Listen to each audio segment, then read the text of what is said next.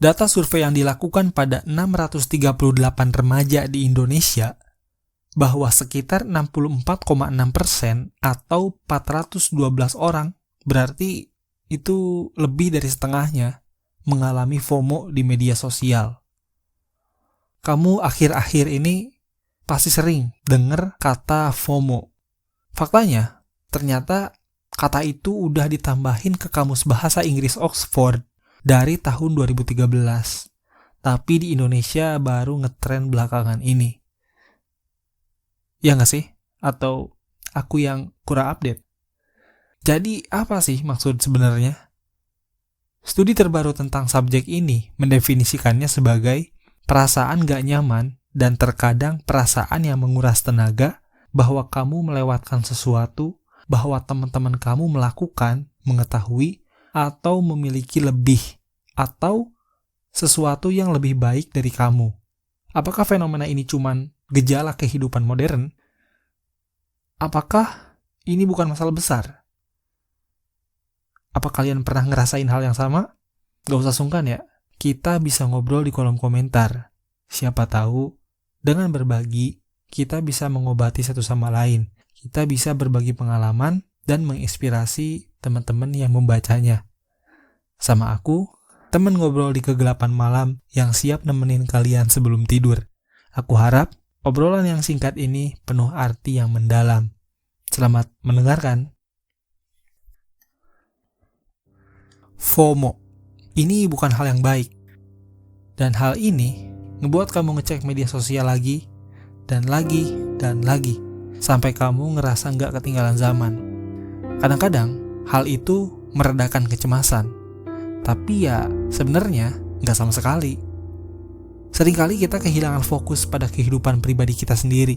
Dan nggak jarang juga menimbulkan kecemasan akan ketinggalan atau dikenal dengan istilah fear of missing out, atau disingkat menjadi FOMO. Sebagai generasi yang tumbuh di era kemajuan internet dan digital, di era di mana informasi datang begitu cepat dan banyak, setiap detik pasti ada pembaruan, tren baru, atau kejadian menarik yang terjadi di berbagai belahan dunia. Fenomena ini, media sosial dan teknologi, memberikan kita akses yang gak terbatas ke berbagai konten. Generasi milenial dan Gen Z, tingkat penggunaan media sosial pada generasi ini tinggi banget dan pastinya ada konsekuensinya. Pasti ada masalah-masalah yang berkaitan sama penggunaan media sosial. Salah satunya, generasi ini berusaha dan memiliki keinginan buat terus terhubung dengan apa yang sedang dilakukan oleh orang lain melalui dunia maya.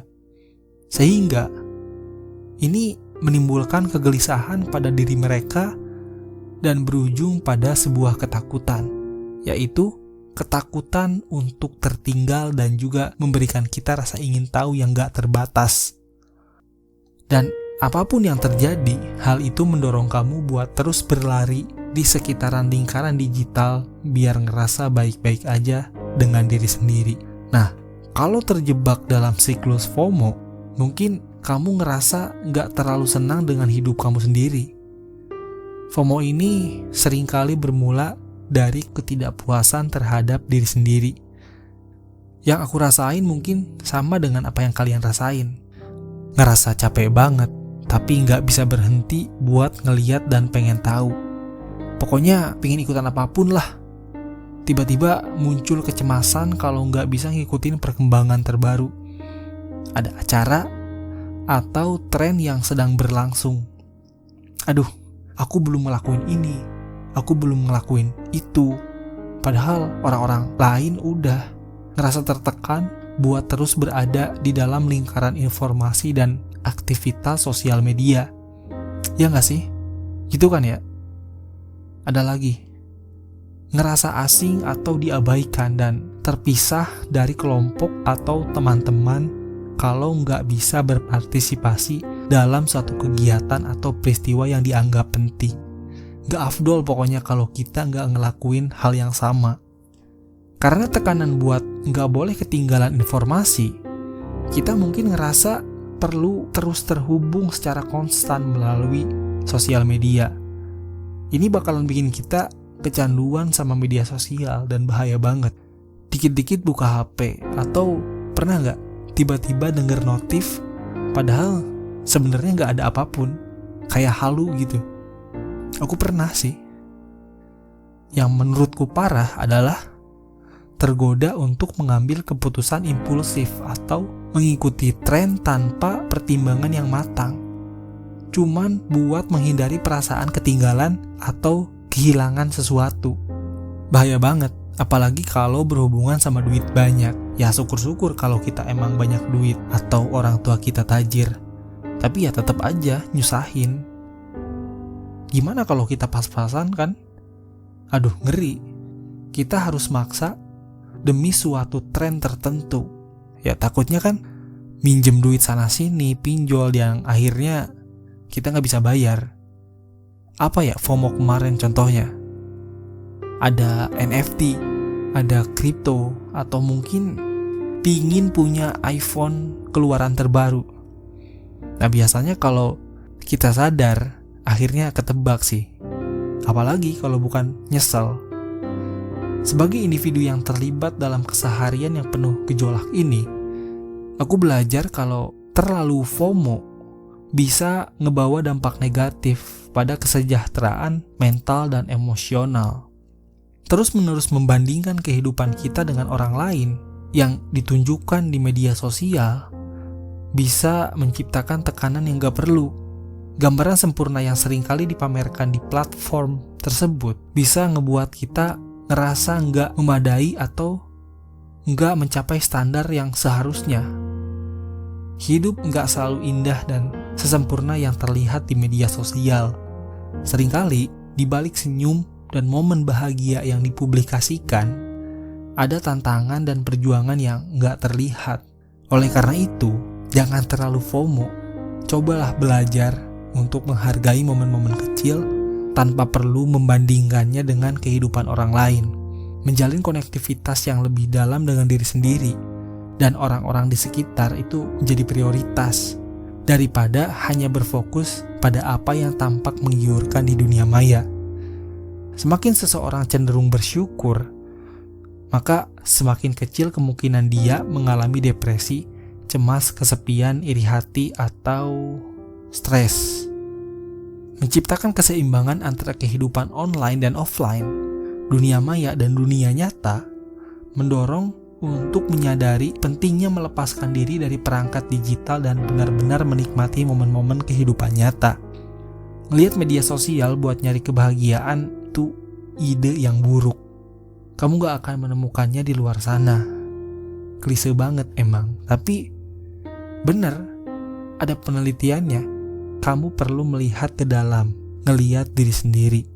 Kalau bisa, uninstall dululah beberapa hari buat rehat sejenak dari sosial media. Dan jangan lupa, pentingnya menetapkan prioritas mana yang benar-benar kita butuhkan, mana yang gak penting. Gak mungkin buat selalu berpartisipasi dalam setiap aktivitas dan bahwa ada waktu untuk segalanya. Seiring perjalanan hidup ini, aku terus mengingatkan diri sendiri bahwa kebahagiaan sejati gak selalu terlihat di layar ponsel atau komputer. Terkadang kebahagiaan sesungguhnya bisa ditemukan dalam kesederhanaan, dalam momen-momen bersama orang-orang tercinta, dan dalam pengalaman langsung yang gak selalu perlu diabadikan di sosial media. Jadi, hal yang bisa kita pelajari dari obrolan yang singkat ini adalah bahwa FOMO dimulai dengan kesedihan, ketidakpuasan terhadap diri sendiri atau ketidakpuasan terhadap suasana yang sedang kita alami. Kemudian, media sosial memperburuk keadaan, bukan lebih baik. Gak jahat, tapi mengandalkannya untuk kebahagiaan adalah hal yang jahat. Terus ada kebahagiaan adalah tentang perhatian. Fokus pada hal yang baik dan kamu akan merasa baik. Rasa syukur itu penting. Bayangin aja kehilangan hal-hal yang kamu beruntung miliki dan kamu pasti akan menghargainya. Pesan ini bukanlah untuk mengisolasi diri dari dunia digital atau mengabaikan perkembangan zaman. Tapi sebaliknya, ini adalah pengingat untuk tidak terlalu terpaku pada ekspektasi dan harapan yang diciptakan oleh dunia maya. Jangan terlalu FOMO, karena kehidupan sesungguhnya itu terjadi di luar sana, di dunia nyata yang penuh dengan keindahan dan makna yang sejati. Sesuatu yang berlebihan itu selalu tidak baik. Mungkin segitu aja yang bisa aku bagiin di episode kali ini. Terima kasih sudah menemani aku di episode kali ini. Sampai jumpa di episode berikutnya. Bye-bye.